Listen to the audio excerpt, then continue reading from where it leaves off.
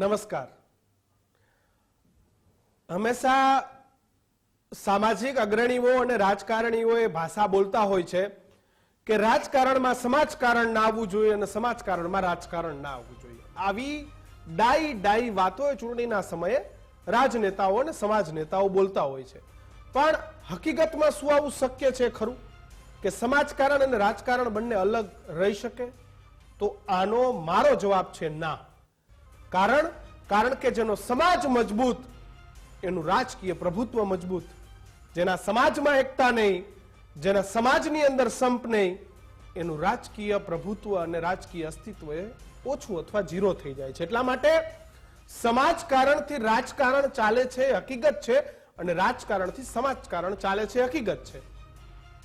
તમે આ ગુજરાતની અંદર તમે આદિવાસી ઓબીસી ને આ સમાજોને ભૂલીને શું તમે રાજકારણ કરી શકો? એ વાતમાં દમ છે? તો આનો જવાબ છે ના. શું તમે ગુજરાતના પાટીદાર અને સક્રિય સમાજને સાઈડમાં રાખીને રાજકારણ કરી શકો? તો આનો જવાબ છે ના. એટલા માટે સમાજકારણથી રાજકારણ અને રાજકારણના પાવરથી સમાજનો ઉત્થાન એ આપણે ત્યાં એક સાયકલ છે. આજે નરેશ પટેલે સ્પષ્ટ કહી દીધું કે હું રાજકારણમાં જવાનો નથી, પણ હું સમાજકારણમાં રાજકારણ કરીશ, કારણ કે મારે સારા રાજકીય લોકોને આગળ લઈ જવાના છે, મારે કોઈને સપોર્ટ કરવાનો છે. જો કે આખી વાતમાં નરેશ પટેલે દીક્ષિત કોને જવાબ આપ્યો એ હજુ ખબર નથી પડી. બિલકુલ, પરંતુ ખોડલધામના નરેશ પટેલના નિવેદનથી નવી જ ચર્ચા છે તે શરૂ થઈ ગઈ. જન્મદિને જ તથાકથિત વિવાદ પર પ્રતિક્રિયા આપી રાજકીય રીતે સક્રિય ન રહીએ તો સામાજિક કામ ન થાય, નરેશભાઈ કહ્યું. શું સમાજના ઉત્કર્ષ માટે રાજનીતિમાં હોવું જરૂરી? સવાલ થાય. શું માત્ર રાજકારણથી જ સમાજનો ઉત્કર્ષ ન થઈ શકે? કદાચ આ ન થઈ શકે. શું એટલે જ સામાજિક આગેવાનો રાજકારણમાં આવે છે? શું આદર્શ સમાજ માટે આ પરિસ્થિતિ યોગ્ય છે? ખરા આવા સવાલો અનેક છે, પરંતુ નરેશ પટેલ એક એવું નામ કિશન કે લોકસભાની ચૂંટણી હોય, પંચાયતની ચૂંટણી હોય, સ્થાનિક સ્વરાજની ચૂંટણી હોય કે વિધાનસભાની હોય, આ એક નામ એવું છે કે જે હંમેશા ચર્ચામાં આવે. ચૂંટણી હોય, ચૂંટણી ન હોય, લાખો રાજનેતાઓનો, કદાચ મુખ્યમંત્રીનો પણ જન્મદિવસ ઉજવાતો હશે કિશન, પણ મુખ્યમંત્રીને ટીવીમાં આટલી ફ્રેમ નહીં મળતી હોય, ચર્ચામાં નહીં રહેતા હોય. પરંતુ ગુજરાતમાં બે એવા નેતાઓ, એક શંકરસિંહ વાઘેલા કે હંમેશા પોતાના જન્મદિવસના દિવસે ચર્ચામાં રહેતા, અને બીજું નામ છે નરેશ પટેલ કે હંમેશા તેઓ ચર્ચામાં રહે છે. ત્યારે આજે પણ હતો નરેશ પટેલનો જન્મદિવસ જ, પરંતુ કિશન 3 દિવસમાં એવો માહોલ ઉભો થયો કે તમામ મીડિયાના મિત્રોએ તેના જન્મદિવસનો બ્લડ ડોનેશન કેમ્પ કવરેજ કરવા જવું પડ્યું. ત્યાં શું કહ્યું નરેશ પટેલ? આમ પણ મીડિયા જતી જ હોય છે નરેશભાઈના કાર્યક્રમોની અંદર, કારણ કે એક સ્ટેટમેન્ટ કિશન, લેવા પણ પંચાયત થી લઈને પાર્લામેન્ટ સુધી લેવા પટેલનો આગેવાન હોવો જોઈએ, નેતા હોવો જોઈએ, આવું નરેશ પટેલ નિવેદન આપતા આવ્યા છે. ક્યારેક કોંગ્રેસને પણ ચિઠ્ઠીઓ ભરી લે, ક્યારેક ભાજપને પણ ચિઠ્ઠીઓ ભરી લે. આજે જન્મદિવસ નિમિત્તે શું કીધું તે સાંભળીએ આપણે. મુખ્ય મુદ્દો તો આ 1.5 મહિનો જૂનો છે, અને પાછું 1.5 મહિના પછી એક પત્રિકામાં આજે પ્રેસ નોટ બહાર પાડી છે. એમાં ક્યાંક ને ક્યાંક રાજકીય રીતે ખોડલધામ ડિસ્ટર્બ થાય એવું મને ચોક્કસપણે દેખાય છે. જ્યારે પાટીદાર સમાજની વાત આવે ત્યારે આમાં પણ ઘણા બધા આગેવાનો છે જે ઘણું બધું કામ કરી રહ્યા છે રાજકીય રીતે અને સામાજિક રીતે બંને રીતે. અને પાટીદાર એક એવો સમાજ છે જે દરેક સમાજના સાથે રહી અને ચાલનારો સમાજ છે. ત્યારે કોઈ સારા નેતા બીજા સમાજના પણ બધાનું હિત જોઈને કામ કરતા હોય, એમાં પાટીદાર સમાજ હંમેશા ખુશ હોય છે. સમાજના લોકોને સમાજનું જ કામ કરવું જોઈએ.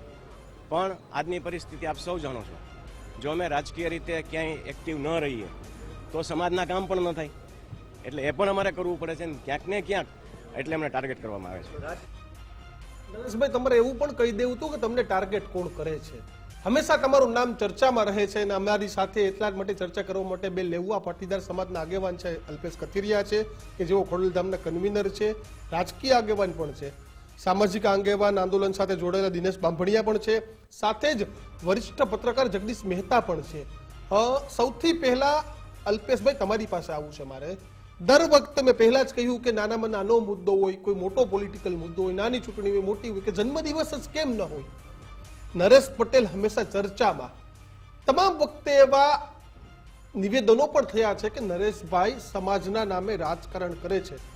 અલ્પેશભાઈ, આ વાત સાથે આપ કેટલા સહમત છો? અને આજે સ્પષ્ટ પણ કરી દીધું કે રાજકારણમાં ન રહીએ તો સમાજનું કામ ન થાય. આ વાતમાં હકીકત ખરી?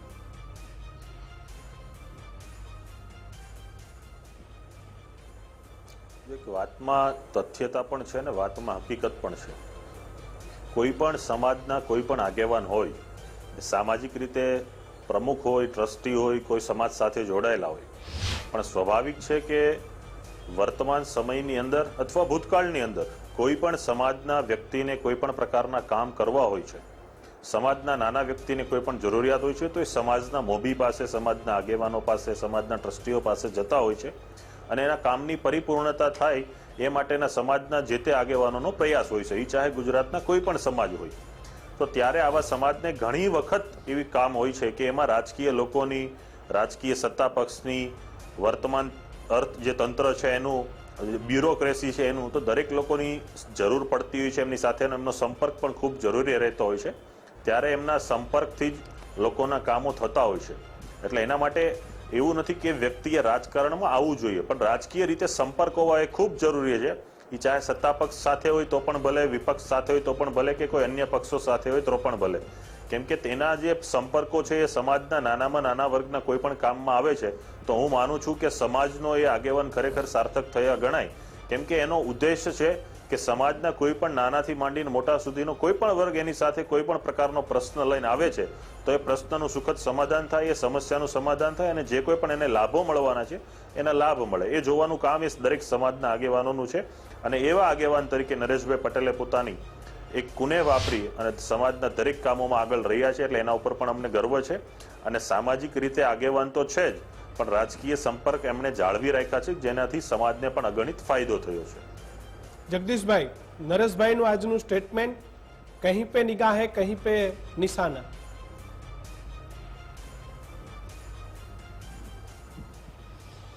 જુઓ, આજનું નહીં, નરેશભાઈનું પ્રત્યેક ચૂંટણી ટાણે અથવા તો જ્યારે પણ રાજકીય રીતે બોલતા હોય ત્યારે આ જ પ્રકારનું એનું વલણ રહ્યું છે, જેને આપણે કહેવાય જેમ ઢોલ છે, ઢોલની ભીતર કાંઈ નથી પણ બંને બાજુ પેક છે, ખબર નથી શું છે, એટલે લોકો વધુ એને પીટે. નરેશભાઈની હાલત આવી છે. એનું સ્ટેન્ડ ક્યારેય ક્લિયર નથી થયું. નથી એને ક્યારે હોય ઝાટકીને કીધું કે આપણે કોંગ્રેસને મત આપવાના છે, નથી એને એમ કીધું કે આપણે ભારતીય જનતા પાર્ટીને મત આપવાના છે. આની પહેલાની ચૂંટણીમાં પણ એ સર્વે કરાવું છું, સમાજના સર્વે કરાવું છું, સક્રિય રાજકારણમાં આવું છું, સમાજ કે એમ કરું છું, સર્વે બર્વે કાંઈ થયો નહોતો. આપણે બધા જાણીએ છીએ, અખબારોમાં બહુ બધું ટીકાને પાત્ર પણ બન્યા હતા. હું આપને એટલું કહું કે મૂળ વાત શું છે કે ખોડલધામ જે છે એ માં ખોડિયારનો ખોળો છે, એનો ગોંદરો છે, એનું કાયદેસરનું એ શક્તિપીઠ જેવું છે. ત્યાં રાજનીતિનો ર પણ હોવો જોઈએ નહીં. આપણે શાળામાં ભણવા જઈએ, પગરખા બહાર ઉતારીને જઈએ છીએ, મંદિરમાં બીડી વગેરે પીતા નથી, એ સ્વયં શિસ્ત છે. એવી રીતે ખોડલધામનું જે સંકુલ છે એ વીરપુરથી રાજકોટ વચ્ચેની એક તીર્થભૂમિ સાબિત થવી જોઈએ. એને બદલે એ પાછું રાજકીય અખાડો જેને કહી શકાય એવું સાબિત થાય છે. એ બહુ દુઃખદાયી છે. મને લાગે છે અલ્પેશભાઈએ મારી વાત સાથે સહમત આમ નહીં થાય ઓન રેકોર્ડ, અને દિનેશભાઈએ કદાચિત નહીં થાય, પણ વાસ્તવતઃ તમે તમામ સમાજના જેટલા લેવા કડવા પાટીદાર સમાજના ભાઈઓ છે એને પૂછો તો એ કહેશે જ કે ભાઈ આને કમસે કમ માં ખોડલના મંદિર તરીકે જ રાખ્યું હોત તો વધુ સારું હતું. કારણ કે રાજકારણ ખેલવા માટે થઈને નરેશભાઈ પાસે અનેકો પ્લેટફોર્મ છે. સરદાર ધામ તેમાંનું એક છે. ત્યાં જે યુપીએસસી ને આઈપીએસ ને એના જે ભણતરના ક્લાસ ચાલે છે, ત્યાં સામાજિક બધા કામો ચાલે છે.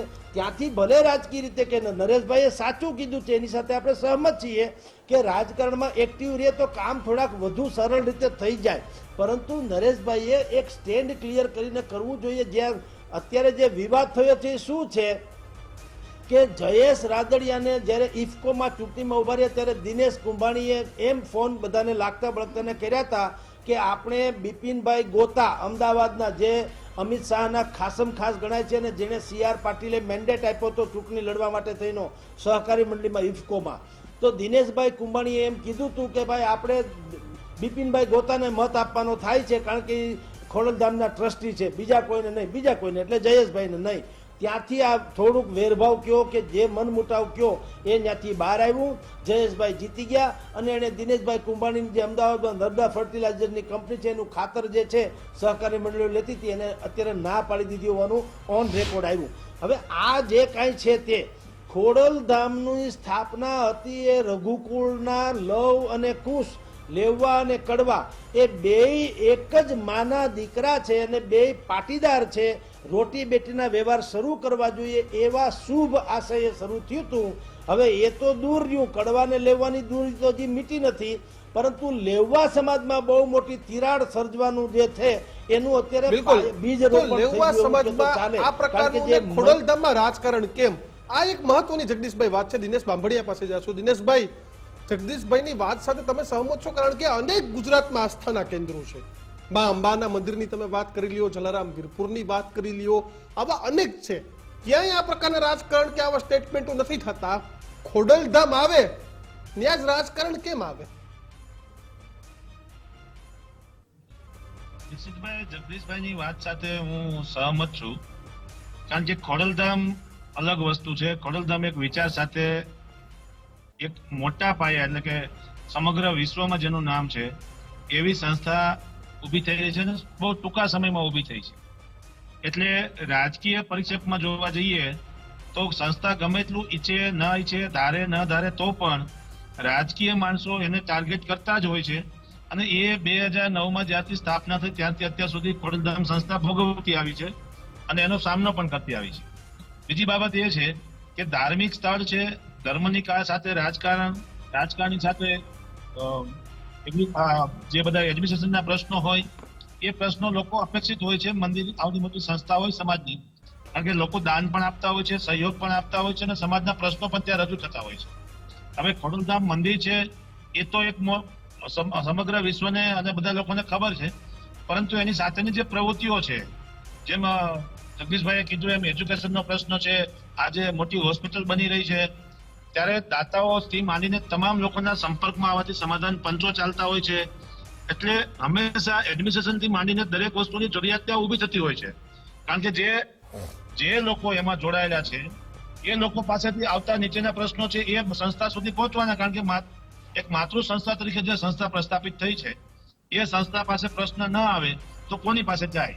પછી ચાહે રાજકારણના હોય, ચાહે પરિવારના પ્રશ્નો હોય, ચાહે આર્થિક પ્રશ્નો હોય, કે ચાહે આરોગ્યના પ્રશ્નો હોય અને કે ચાહે એજ્યુકેશનના પ્રશ્નો હોય. એટલે ખોડલધામને એક માત્ર પાટીદાર સમાજની સાથે જોડાયેલું એક આ કેન્દ્ર, અને અત્યારે જે દરેક સમાજ સાથે જોડાયેલું આ કેન્દ્ર છે, એટલે આ પ્રશ્નો ત્યાં આવતા જ હોય છે. બિલકુલ, તો આ પ્રશ્ન આવતા હોય છે ને આવતા હોય છે, પરંતુ આ તમામની વચ્ચે મારે એક પણ કિશન કહેવાનું કે વિવાદ ગમે એટલો થાય, પરંતુ ખોડલધામના સારા કાર્યો પણ ત્યાં થઈ રહ્યા છે. બિલકુલ, ખોડલધામની જો આપણે વિવાદની વાત કરતા હોય તો સારા કાર્યની પણ વાત કરીએ કે અનેક એવા જોડાવ હોય છે કે જે સમાજને એક કરવો, વિદ્યાર્થીઓના પ્રશ્નો હોય, એના સિવાયના સમાજના કિશન, પ્રશ્નો હોય, પારિવારિક જે પ્રશ્નો છે, દીકરા દીકરીઓના, કોઈ ડિવોર્સ લેવાનો નિર્ણય લીધો હોય તો આ પરિવારોને પણ ખોડલધામ સમજાવે છે. તો સામાજિક કામ પણ થાય છે, ખોડલધામની અંદર થાય છે. એમાં તમારે કોઈ વિવાદ ન હોવો જોઈએ. એટલે કે તમારી સારી બાબત પણ છે, સાથે રાજકારણ પણ છે. અલ્પેશભાઈ, આ સમાજ કારણ અને રાજકારણ આ બંનેને દૂર રાખવાનો નરેશભાઈ પ્રયત્ન કરતા આવે છે, પણ છતાં પણ દૂર રહેતું નથી, હંમેશા ચર્ચામાં રહે છે. તો આના માટે શું થવું જોઈએ કે સમાજ અને રાજકારણ એક ન થવું જોઈએ? લેઉવા પટેલના પરેશ ધાનાણી હોય તો એ પણ એ મંચ પર આવવા જોઈએ, અને જયેશ રાદડિયા હોય તો પણ આવવા જોઈએ. નરેશભાઈ માટે બે એક સમાન હોવા જોઈએ. અને હજુ પણ હું તમને કહું છું કે વારંવાર કોઈ પણ જગ્યાએ સમાજના ફંક્શનોમાં દરેક પક્ષના, દરેક વિચારધારાના લોકો સાથે સમાજનું ફંક્શન હોય છે. જી અલ્પેશભાઈ, બીજી બાબત એ છે, દિનેશભાઈ આવું છું તમારી પાસે, કે આપે કહ્યું કે રાજકારણને દૂર રાખવા માટે, પણ રાજકારણને દૂર રાખવાનો પ્રશ્ન આમાં આવતો જ નથી. કારણ કે રાજનીતિથી જોડાયેલી તમામ લોકો પણ આમાં જોડાયેલા છે. બિલકુલ દિનેશભાઈ, આવું છું તમારી પાસે. મારો સવાલ અલ્પેશ કથિરિયા માટે હતો. અલ્પેશભાઈ, કઈ રીતે દૂર રાખી શકાય?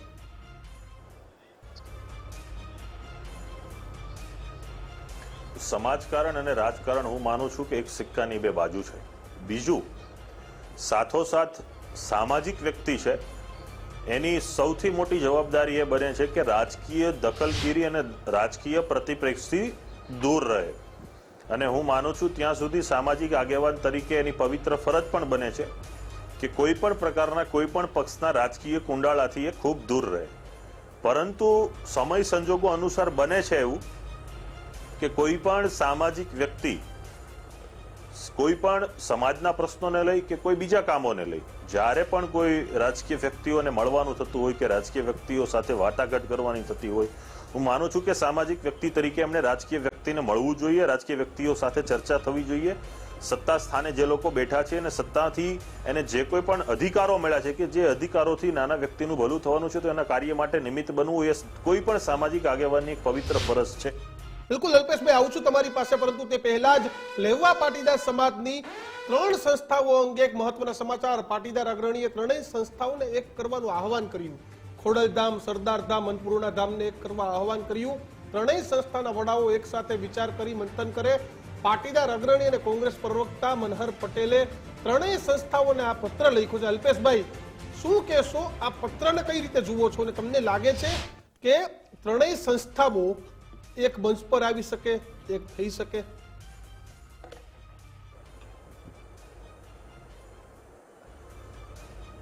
ત્રણેય સંસ્થાને આનાથી પણ વધારે સંસ્થાઓ છે કે જે વખતો વખત એક મંચ પર આવી છે. મારો સવાલ જ એ છે કે તમે સમાજનો કયો એવો મુદ્દો છે એ મુદ્દાને આધારિત મંચનું નિર્માણ થતું હોય છે. જ્યારે સમાજને ખૂબ મોટા મંચની જરૂર પડી છે ત્યારે ચાહે ખોડલધામ હોય, ઉમિયાધામ હોય, સરદારધામ હોય, અન્ય ધામ હોય, અન્નપૂર્ણ ધામ હોય કે સમાજના નાનો ધામો પણ સમાજની સાથે ઉભા રહ્યા છે ને એક મંચ પર આવ્યા છે. અમે પણ ઘણી વખત એક મંચનો નાનો એવો હિસ્સો બન્યા છીએ. એનાથી સમાજને સારું પણ થાય છે. બીજું કે સમાજની માનો કે અલગ અલગ સંસ્થાઓ છે તો દરેક સંસ્થાઓની અલગ અલગ પવિત્ર ફરજો છે. ખોડલધામ છે તો એ શિક્ષણ ક્ષેત્રની વાત હોય, કૃષિ ક્ષેત્રની વાત હોય, ધાર્મિકતાની બાબત હોય અને સાથોસાથ સમાજના બાળકો કઈ રીતે અધિકારી રીતે આગળ પડે એના પ્લેટફોર્મની વાત હોય તો એમાં ખોડલધામ કામ કરી રહી છે.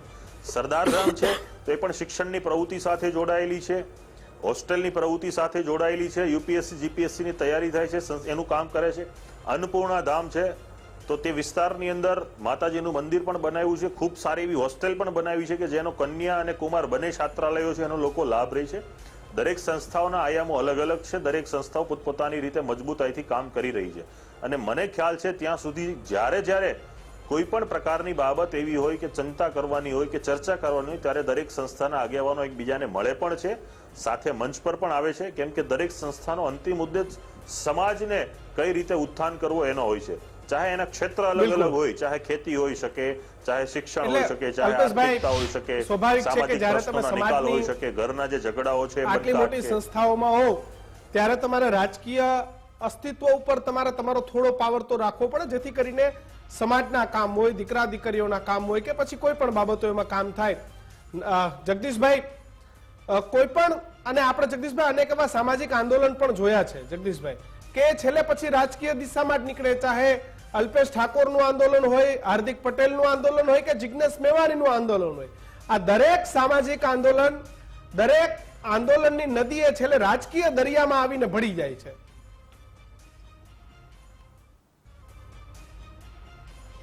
બસ એ જ પ્રોબ્લેમ છે ને એ જ ચર્ચાનો પણ મુદ્દો છે.